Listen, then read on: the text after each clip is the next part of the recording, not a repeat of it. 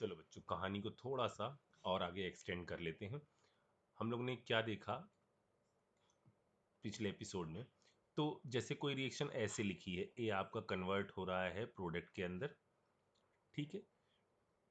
तो ऐसी जगहों पर हम लोग ने क्या जान लिया कि यदि हम रेट ऑफ रिएक्शन के बारे में बात करें तो रेट ऑफ रिएक्शन का मतलब होता है minus D A divide by D T, या प्रोडक्ट के लिए लिखें तो DP divide by D T, ठीक है। और कॉन्सेंट्रेशन पर ये किस तरह से डिपेंड करता है, इसकी पावर एक्स। इसको हमने नाम दिया क्या? ऑर्डर ऑफ रिएक्शन, ठीक है। ऑर्डर ऑफ रिएक्शन क्या चीज है? देखो, ऑर्डर ऑफ रिएक्शन वो एक टर्म है जो ये बताता है कि रिएक्शन का रेट कॉन्सेंट्रेशन पर किस हिसाब से वेरी करता है। मतलब सर, मतलब अगर हमने कहा कि एक एक्सपेरिमेंट में मैंने कहा ए को दुगना करने पर रेट 4 गुना हो गया, इसका मतलब उस रिएक्शन में ए के रिस्पेक्ट में जो ऑर्डर होगा वो कितना होगा? 2 होगा। और याद करो, ऐसा ही ऑर्डर हम लोग ने कैनिजारो में पढ़ा है, ठीक। तो उसके बारे में हम लोग बाद में चर्चा करेंगे।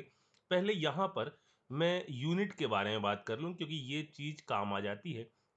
यूनिट, यदि रेट ऑफ रिएक्शन के बारे में बात करें, जो है चेंज इन कॉन्सेंट्रेशन, यानी मोल पर लीटर अपॉन टाइम, ठीक है। यानी ये है मोल, लीटर इनवर्स और आपका सेकंड इनवर्स, ठीक है। अब यदि मैं आपसे कहूं कि मुझे बताओ रेट कांस्टेंट की क्या यूनिट है, तो मैं यहां से रेट कांस्टेंट की यूनिट निकाल सकता हूं एक जनरल एक्स ऑर्डर के लिए, ठीक है। तो ये है मोल, लीटर इनवर्स, सेकंड इनवर्स बराबर के। इसकी यूनिट क्या है? ये है आपका मोल पर लीटर की पावर क्या है?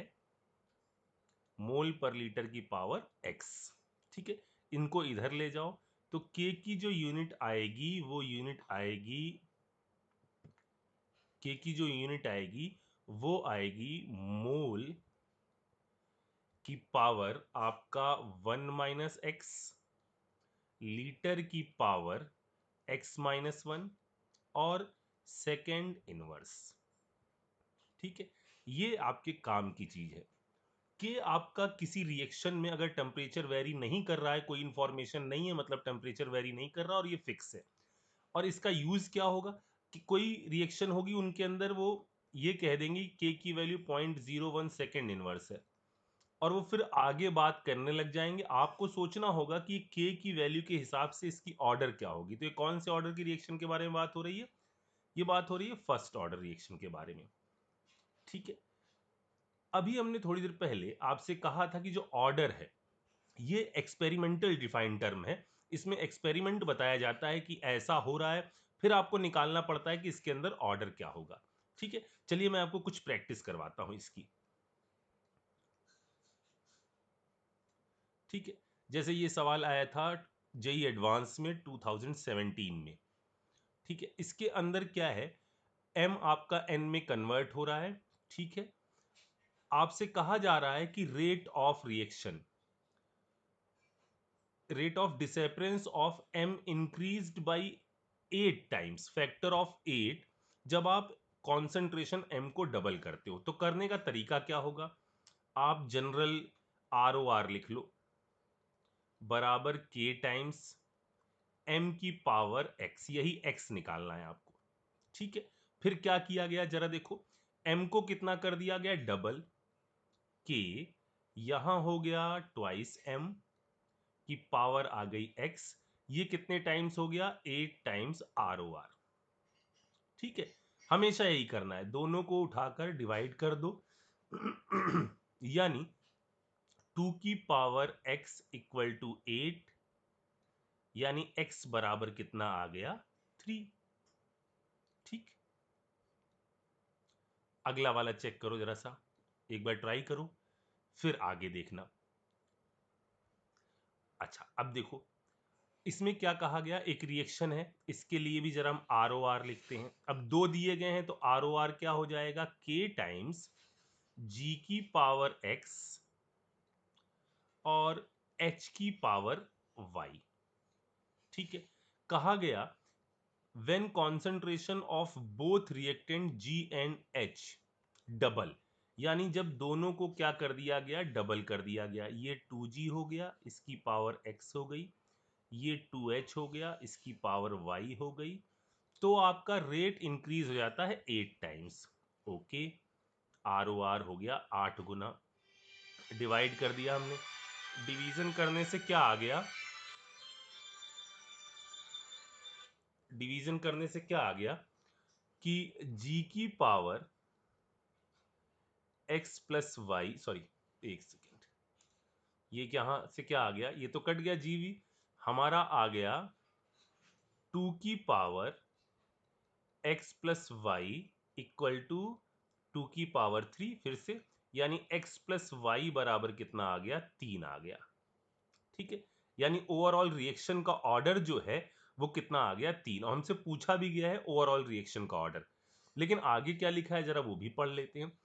ये एक्सपेरिमेंट ही बता रहे हैं, when concentration of G is double keeping the concentration of H fixed, H को फिक्स किया गया और G को डबल कर दिया गया तो रेट डबल हो जाता है। यानी X की वैल्यू कितनी है, X की वैल्यू है 1, क्योंकि डबल करने पर रेट भी डबल हो जा रहा है।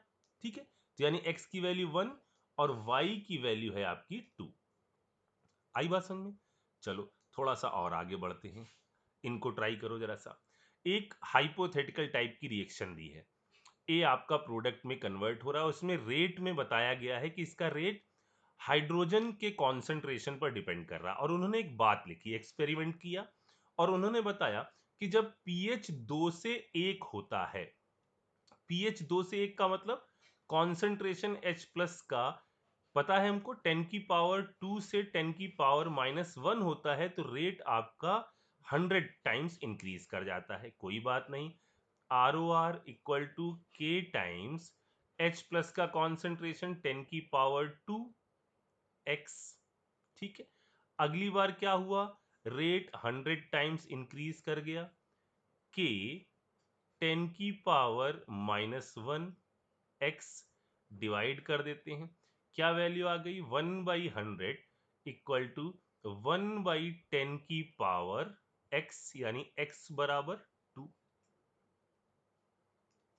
ठीक, कभी कभार वो एक्सपेरिमेंट्स को ऐसे टेबुलर फॉर्म में लिखते हैं, जैसे यहां लिखा गया है कि यहां आपको ए और बी की वैल्यू बतानी है। तो जरा आप इनमें से एक्सपेरिमेंट सिलेक्ट करो कि कौन से एक्सपेरिमेंट सिलेक्ट कर रहे हो और इसको मुझे करके बताओ कि क्या वैल्यू आ रही होगी, ए के रिस्पेक्ट में ऑर्डर क्या आ रहा होगा और बी के रिस्पेक्ट में क्या आ रहा होगा। ठीक है, इसको आप सॉल्व करो, मैं आगे बढ़ता हूं।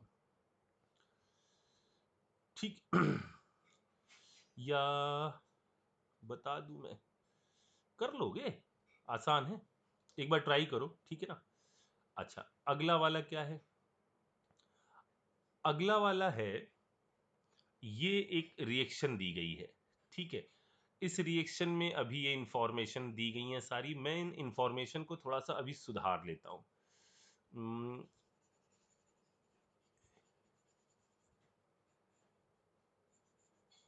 यहां मैं ROR लिख देता हूं, रेट ऑफ रिएक्शन। ठीक है, यहां था क्या, यहां था, इस जगह लिखा क्या था, इस जगह लिखा था initial rate of appearance of AB, ये लिखा था। ठीक है, इसके बारे में अभी बात करते हैं, पहले इस रिएक्शन को देख लेते हैं। यहां क्या कहा जा रहा है, जरा देखो, ये आपको इंफॉर्मेशन दी गई और इस पर बेस्ड दो क्वेश्चन है। ठीक है, इसमें कहा जा रहा है rate constant of the written reaction, इस रिएक्शन का रेट कांस्टेंट बताना है। तो देखो, ROR बराबर K टाइम्स A2 की पावर X B2 की पावर Y। अब देखो, अगर मैं x प्लस वाई निकाल दूं, ROR मुझे दिया हुआ है, मुझे रिएक्शन का रेट कांस्टेंट पता चल जाएगा, मैं इनको डिवाइड कर दूंगा। ठीक है, अच्छा, अब मैं एक काम करता हूं, जरा x और y की वैल्यू पता करता हूं इसमें जुगाड़ लगाकर।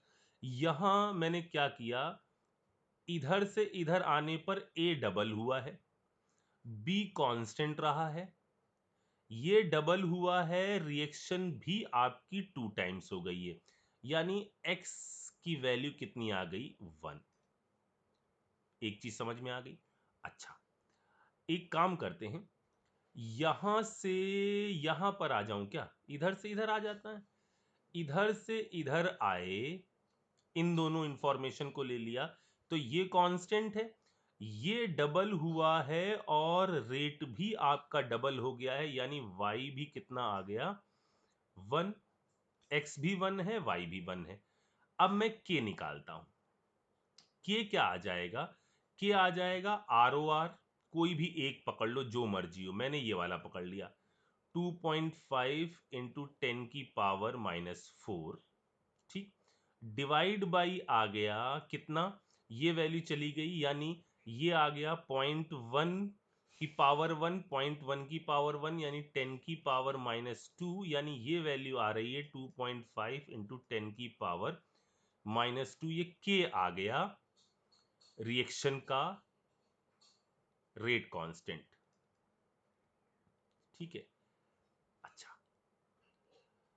अब अगला कहा जा रहा है कि in the above equation the value of rate constant for appearance of AB, reaction के बारे में नहीं कहा गया, आपसे पूछा जा रहा है यदि हम रेट कांस्टेंट AB के बारे में बात करें तो क्या होगा। तो जरा देखो बच्चों, यहां पर जरा दिमाग लगाओ, अगर हम ROR के बारे में बात करें, रेट ऑफ रिएक्शन के बारे में, तो है क्या?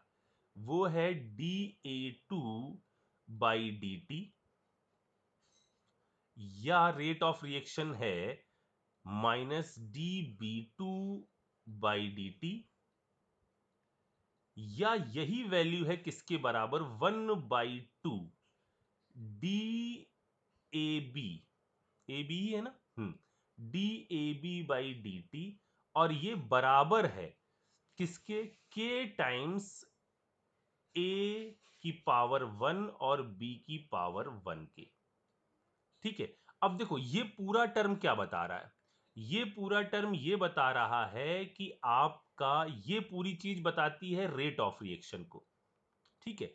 अगर मैं सिर्फ इसको देखूं, इसको यानी D A B by D T को, तो ये है rate of appearance of A B, और ये हमसे पूछ क्या रहे हैं? Rate of appearance of A B का कांस्टेंट पूछ रहे हैं। बच्चों यही जो है ना इस जगह की इंपॉर्टेंट चीज है कि आपसे पूछा जो जा रहा है आप उसको निकालो, यही गड़बड़ हो जाती है, 2 से डिवाइड करना या डिवाइड ना करना, ये चीज बस यहां पर आप याद रखनी है, ठीक है।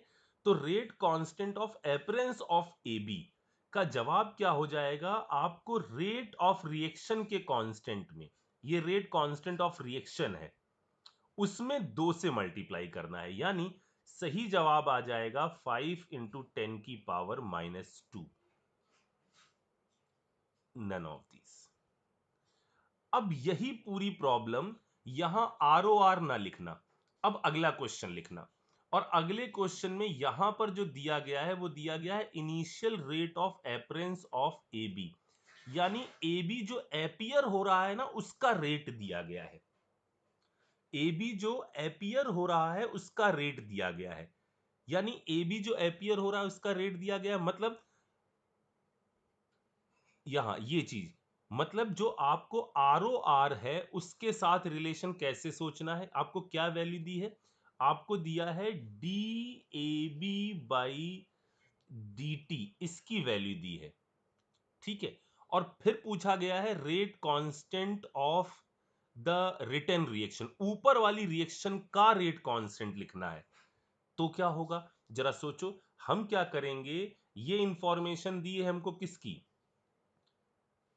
Rate of appearance of A B की, तो हमने ये कर दिया। अगर हम इसको कन्वर्ट करना चाहें रिएक्शन के रेट के टर्म में, ये तो क्या दे दिया गया? ए बी किस रेट से फॉर्म हो रहा है, ये तो क्या दे दिया गया? ए बी किस रेट से फॉर्म हो रहा है, लेकिन ए बी का आधा जो है ना वो रिएक्शन का रेट है, क्योंकि यहां 2 लिखा हुआ है। ये तो ये बता रहे हैं कि ए बी किस रेट से फॉर्म हो रहा है, लेकिन AB का फॉर्मेशन और रिएक्शन का रेट दोनों में क्या रिलेशन है जरा देखो। AB के फॉर्मेशन को जब आप 2 से डिवाइड कर दोगे तो रिएक्शन का रेट आ रहा है, तो हम क्या करेंगे, हम इनडायरेक्ट जुगाड़ करेंगे, मतलब यहां कर देंगे डिवाइड बाय 2। अब ये रिएक्शन का आ गया, बराबर करेंगे क्या, K इंटू 0.1 इंटू 0.1, यानी यहां से वैल्यू क्या आ जाएगी, अब ये वैल्यू आ जाएगी आपकी, इधर से तो ये कट गया, 10 की पावर आ गया -2, और ये वैल्यू आ जाएगी 1.25 इंटू 10 की पावर -2। ये एक बहुत इंपॉर्टेंट कॉन्सेप्ट है, इसको समझिए जरा सा। और कहीं पर भी ऐसी जगह आप फंसने लग जाएं तो वो जो यहां आपने एलईडी लगाई है उसके जलने को आप सोचने लग जाओ। ठीक, इन्होंने इनिशियल रेट ए बी का दे दिया है, ए बी के हिसाब से एलईडी सेट करने की कोशिश करिए, लेकिन ए बी के हिसाब से तो एलईडी सेट होगी नहीं, उसका हम यहां एलईडी जो लगा रहे हैं वो एलईडी लगा रहे हैं रिएक्शन के हिसाब से। तो यहां इन्होंने जो लिखा है वो ए बी के अपीयरेंस का यदि रेट लिखा है तो हम उसका क्या कर दें, आधा कर दें, तो रिएक्शन का रेट आ जाएगा, फिर हमें वो इस एलईडी पर पहुंचा देगा।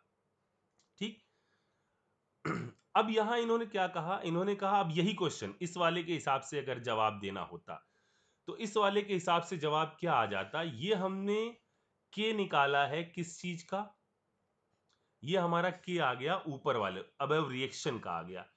अब इन्होंने कहा यदि आप अपीयरेंस ऑफ ए बी के हिसाब से रेट बताना चाहते तो हमें फिर क्या करना पड़ता, इसको मल्टीप्लाई करना होता 2 से, और तब हमारा जवाब आता बॉम्बे। जरा इस वाले पार्ट को अच्छी तरह से समझो, ठीक है। अच्छा, आगे बढ़ते हैं। अगली रिएक्शन में फिर से क्या कहा गया, ए दिया गया है, बी दिया गया है, रेट दिया गया है, कुछ नहीं पता है तो ये रेट मतलब रिएक्शन के बारे में इंफॉर्मेशन है। अब रेट दिया गया है और एक ए और बी के साथ रिएक्शन हो रही है, हम एक काम करते हैं, रिएक्शन जनरल मान लेते हैं, R O R equal to क्या हो गया, के ए का कॉन्सेंट्रेशन एक्स, बी का कॉन्सेंट्रेशन वाई, ठीक है। अच्छा, यहां क्या किया गया, इसको डबल कर दिया गया तो रेट आपका डबल हो गया है, इसको डबल किया गया, इसको कांस्टेंट रखा गया है तो रेट क्या हो गया, डबल हो गया, यानी x की वैल्यू तो कितनी आ गई 1। फिर से वैसा ही कुछ क्वेश्चन है, ये दोनों सेम है, इसको डबल कर दिया गया तो ये भी डबल हो गया, यानी y आ गया 1। यानी रेट ऑफ रिएक्शन का जो रेट लॉ आप लिखते हैं R O R equal to K times A B, ये आ गया, मतलब एक तो सही जवाब ये हो गया। अब फिर ये कह रहे हैं rate constant of above reaction, तो अबव रिएक्शन का रेट कांस्टेंट क्या हो जाएगा, आप यहां वैल्यू रखो, तो ये वैल्यू हो जाएगी इसकी पावर 1, इसकी पावर 1, तो ये हो जाएगी 2 इंटू 10 की पावर -4, और इधर भी कितना है, आर ओ आर की value 2 into 10 raise to power -4, तो ये वैल्यू मैंने सही बोला ना, ये भी 1 है, ये भी 1 है, यहाँ 2 2 कितना हो गया, 4 हो गया, 10 की यानी 2 इंटू 10 रेज टू पावर 1, यानी के की वैल्यू तो आएगी इसके अंदर 1, रेट कांस्टेंट जो आएगा वो 1 आएगा, ये गलत है। फिर ये कह रहे हैं rate of reaction increases 4 times on doubling concentration of both reactants, इसको भी 2 गुना कर दिया गया, इसको भी 2 गुना कर दिया गया, रेट आपका 4 गुना इंक्रीज हो जाएगा, बिल्कुल सही बात लिखी गई है, ठीक है। जल्दी इसको देखिए और इस वाले क्वेश्चन को एक बार फिर से सोचिए, ना आए तो पूछिए, वैसे मुझे लगता है कि आ जाएगा, चेक करो जल्दी से।